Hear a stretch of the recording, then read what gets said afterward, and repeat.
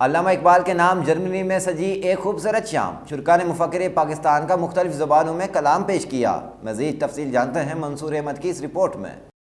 Germany की मिंस्टर university के Iqbal research centre में मुफक्किर पाकिस्तान अल्लामा मोहम्मद इकबाल की याद में सजी एक महफिल, जिसमें अजीम शायर और फ़लसफ़ी डॉक्टर अल्लामा मोहम्मद इकबाल की शायरी को खिराज अकीदत पेश किया गया।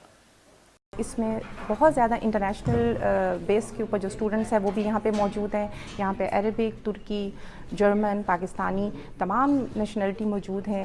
तकरीब से खिताब करते हुए इकबाल रिसर्च सेंटर के सरबराह प्रोफेसर करीमी मिलाद का कहना था कि फ़िक्र इकबाल महज एक जदीद मुस्लिम की इलामत है। We find in Muhammad Iqbal the reconciliation of East and West, and that's very important for a future in which we want to live in Europe. And Iqbal he loves Hegel, but he loves also Rumi.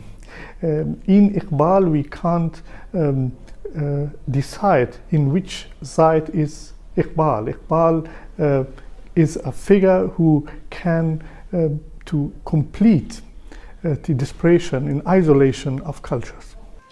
तकरीब में संतूर की दिलकश धुन पर कलाम इकबाल मुख्तलिफ ज़ुबानों में पेश किया गया।